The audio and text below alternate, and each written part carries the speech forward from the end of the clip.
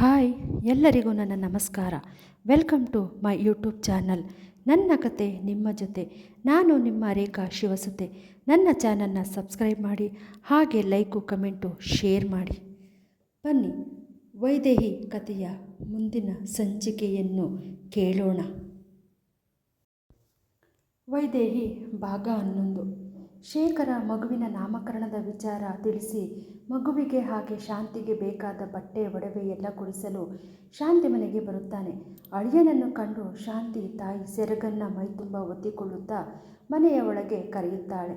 ತಾನು ಬಂದ ವಿಚಾರ ತಿಳಿಸಿ ಇನ್ನು ಅರ್ಧ ಗಂಟೆಯಲ್ಲಿ ಎಲ್ಲರೂ ರೆಡಿಯಾಗಿ ಪೇಟೆಗೆ ಹೋಗಿ ಬರೋಣ ಅಂತ ಹೇಳುತ್ತಾನೆ.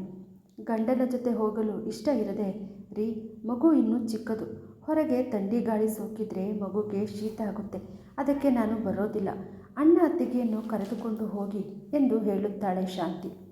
ಬೇರೆ ಕಾರಣ ಹೇಳಿದರೆ ಒಪ್ಪಿಗೆ ಕೊಡ್ತಾ ಇರಲಿಲ್ವೇನೋ, ಆದರೆ ಮಗುವಿನ ಆರೋಗ್ಯದ ಬಗ್ಗೆ ಹೇಳಿದಾಗ ಒಪ್ಪಿಗೆ ಕೊಡುತ್ತಾನೆ ಶೇಖರ. ರೀ, ಇನ್ನೊಂದು ಮಾತು, ನಮ್ಮ ಮಗುವಿನ ನಾಮಕರಣಕ್ಕೆ ಡಾಕ್ಟ್ರು ಕೌಸಲ್ಯ ಅವರನ್ನು ಕರೆಯೋಣವಾ ಎಂದಳು. ಸರಿ, ಆಯಿತು ಬಿಡು, ಏನೋ ಅಪರೂಪಕ್ಕೆ ಕೇಳ್ತಾ ಇದೆಯಾ ಅಂತ ಹೋಗಿ ಕರೆದು ಬರ್ತೀನಿ. ಆ ಡಾಕ್ಟ್ರಿಗೂ ಗೊತ್ತಾಗಲಿ ನಾನು ನನ್ನ ಮಗನ ನಾಮಕರಣನ ಎಷ್ಟು ಅದ್ಧೂರಿಯಾಗಿ ಮಾಡ್ತಾ ಇದ್ದೀನಿ ಅಂತ ಎನ್ನುತ್ತಾನೆ. ಪಾಳೆಗಾರ ಮನೆಯ ಮಗುವಿಗೆ ನಾಮಕರಣ ಶಾಸ್ತ್ರ ಅಂದರೆ ಸುಮ್ಮನೆನಾ? ಎಲ್ಲರೂ ಮೂಗಿನ ಮೇಲೆ ಬೆರಳಿಟ್ಟುಕೊಳ್ಳಬೇಕು.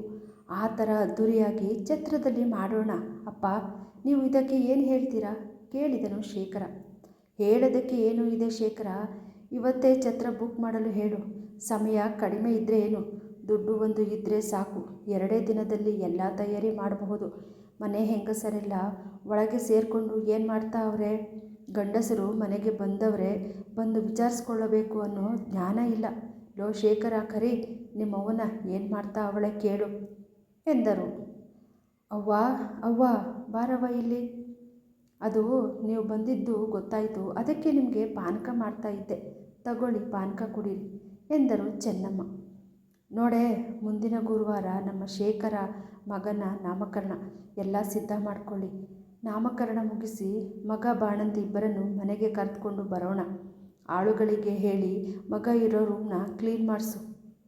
ಹಾಗೆ ನಿನ್ನ ಸೊಸೆಯರಿಗೂ ಹೇಳು, ನಾಳೆ ಸೀರೆ ಒಡವೆ ಅವರು ಮನೆ ಹತ್ರನೇ ಬರ್ತಾರೆ, ನಿಮಗೆ ಯಾವುದು ಬೇಕೋ ಆರಿಸ್ಕೊಳ್ಳಿ. ಆಮ್ಯಾಕೆ ನಿನ್ನ ತವರು ಮನೆಯವರನ್ನು ಹಾಗೆ ನಿನ್ನ ಸೊಸೆಯರ ತವರು ಮನೆಯವರನ್ನು ಫೋನ್ ಮಾಡಿ ನಾಮಕರಣಕ್ಕೆ ಕರೀರಿ ಎಂದರು ರಾಮೇಗೌಡ. ರೀ, ಫೋನ್ ಮಾಡಿ ಕರೆಯೋದಕ್ಕಿಂತ ಅಲ್ಲೇ ಹೋಗಿ ಕರೆದು ಬಂದರೆ ಮರ್ಯಾದೆ ಅಲ್ವಾ ಎಂದರು ಚೆನ್ನಮ್ಮ. ಯಾವುದೇ ಮರ್ಯಾದೆ, ನಮ್ಮ ಮನೆ ಕಾರ್ಯಕ್ಕೆ ಕರೀತಾ ಇರೋದೇ ಹೆಚ್ಚು. ಅಂಥದ್ರಲ್ಲಿ ನಾವು ನಿನ್ನ ತವರು ಮನೆಗೆ ಹೋಗಿ ದಯವಿಟ್ಟು ಬನ್ನಿ, ನನ್ನ ಮೊಮ್ಮಗನ ನಾಮಕರಣ ಇದೆ ಅಂತ ಕರಿಬೇಕಾ? ಅವರನ್ನ ಕರೆಯೋದಕ್ಕೆ ಹೇಳಿದ್ದು ಬಂದು ಚೆನ್ನಾಗಿ ತಿಂದು ತೇಗಿ ಹೋಗಲಿ ಅಂತ ಅಲ್ಲ. ಛತ್ರದಲ್ಲಿ ಮಾಡೋದಕ್ಕೆ ಬೇಜಾನ್ ಕೆಲಸ ಇರ್ತದೆ. ಅದಕ್ಕೆ ಹೇಗಿದ್ದರೂ ಬಂದವರು 100 ರೂಪಾಯಿ ಮುಯ್ಯಿ ಹಾಕೋದಿಲ್ಲ ಅಂತ ಗೊತ್ತು. ಅದರ ಬದಲು ಛತ್ರದಲ್ಲಿ ಕೆಲಸ ಮಾಡಿ ಹೋಗಲಿ. ಹೋಗೆ ಒಳಗೆ ದೊಡ್ಡದಾಗಿ ಬಂದುಬಿಟ್ಲು. ಆ ಗತಿಗೆಟ್ಟ ನನ್ನ ಮಕ್ಕಳನ್ನು ನಾನು ಹೋಗಿ ಕರಿಬೇಕಂತೆ ಹೆಂಡತಿ ಮೇಲೆ ಸಿಡುಕುತ್ತಾ ಹೇಳಿದರು. ಶೇಖರ ತನ್ನ ಮಗನ ನಾಮಕರಣಕ್ಕೆ ಕರೆಯಲು ಡಾಕ್ಟರ್ ಕೌಸಲ್ಯ ಮನೆಗೆ ಬರುತ್ತಾನೆ.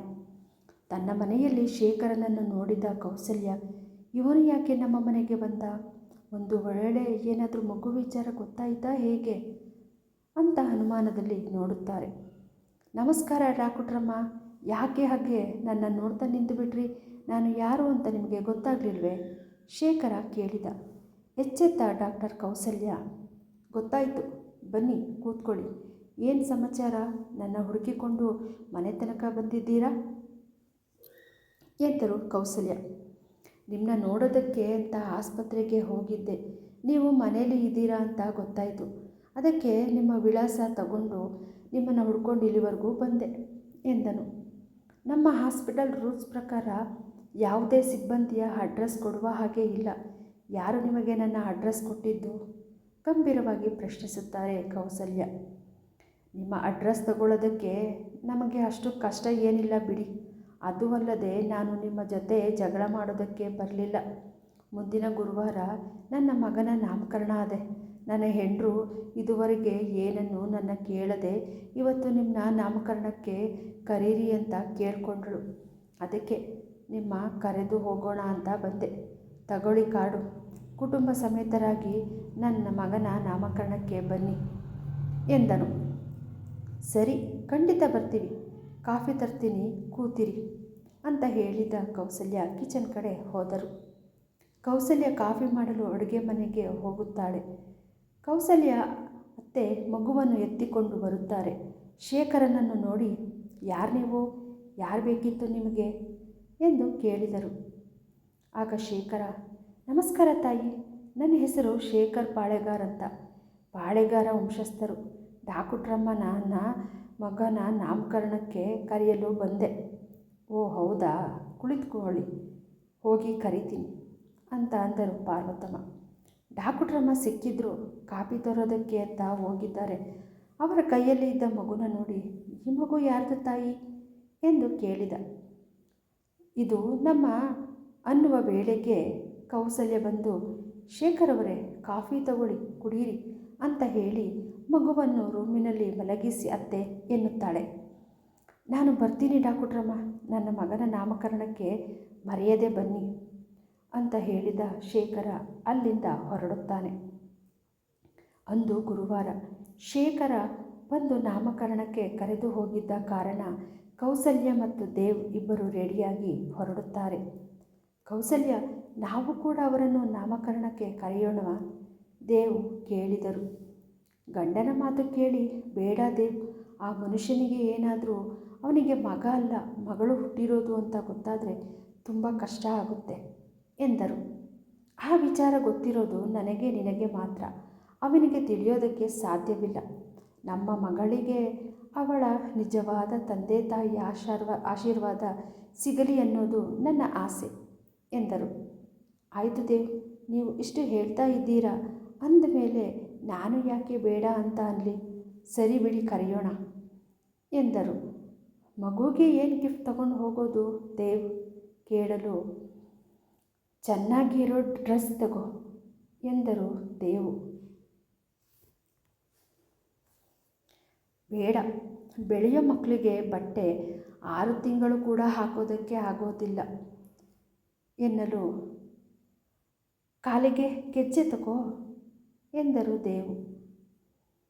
ಅದು ಹೆಣ್ಣು ಮಗು ಅಲ್ಲ, ಗಂಡು ಮಗು ಕೌಸಲ್ಯ ಹೇಳಲು, ಮತ್ತೆ ನೀನೇ ಏನಾದರೂ ಸೆಲೆಕ್ಟ್ ಮಾಡು ಎಂದರು ದೇವು.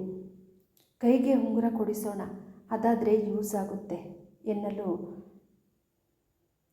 ಸರಿ ಆಯಿತು ನಡಿ ಹೋಗೋಣ ಅಂತ ಹೇಳಿ ಇಬ್ಬರು ಒಡವೆ ಅಂಗಡಿಗೆ ಬಂದರು. ಇಬ್ಬರು ಸೇರಿ ಮಗುವಿಗೆ ಚೆನ್ನಾಗಿ ಇರುವ ಚಿನ್ನದ ಉಂಗುರವನ್ನು ತೆಗೆದುಕೊಂಡು ಪ್ಯಾಕ್ ಮಾಡಿಸಿ ಫಂಕ್ಷನ್ಗೆ ಹೊರಡುತ್ತಾರೆ. ದೇವಲೋಕವನ್ನೇ ಭೂಮಿಗೆ ಇಳಿದಂತೆ ಶೃಂಗರಿಸಿರುತ್ತಾರೆ. ನೋಡಿದ ಕೌಸಲ್ಯ, ಆ ಮಗು ಅದೃಷ್ಟನ, ಎಲ್ಲೋ ಹುಟ್ಟಿದ ಮಗು, ಕಷ್ಟಪಟ್ಟು ಜೀವನ ಮಾಡಬೇಕಿತ್ತು ಅನಿಸುತ್ತೆ. ಅದರ ಲಕ್ಕು ನೋಡು, ನಿನ್ನಿಂದ ರಾಜನ ರೀತಿ ಜೀವನ ಸಿಕ್ಕಿದೆ ಎಂದರು ದೇವು. ಅದೇ ಸಮಯಕ್ಕೆ ಬಂದ ಶೇಖರ, ಯಾರಿಗೆ ಸಾಹೇಬ್ರೆ ರಾಜನ ರೀತಿ ಜೀವನ ಸಿಕ್ಕಿದೆ ಎನ್ನುತ್ತಾನೆ. ಕತೆ ಮುಂದುವರಿಯುತ್ತದೆ. ಕಥೆಯನ್ನು ಕೇಳಿದ ನಂತರ ನಿಮ್ಮ ಅಭಿಪ್ರಾಯವನ್ನು ಕಮೆಂಟ್ ಮೂಲಕ ತಿಳಿಸಿ. ದಯವಿಟ್ಟು ಕತೆ ನಿಮಗೆ ಇಷ್ಟವಾಗಿದ್ದರೆ ನನ್ನ ಚಾನಲ್ನ ಸಬ್ಸ್ಕ್ರೈಬ್ ಮಾಡಿ, ಹಾಗೆ ಲೈಕು ಕಮೆಂಟು ಶೇರ್ ಮಾಡಿ. ಧನ್ಯವಾದಗಳು.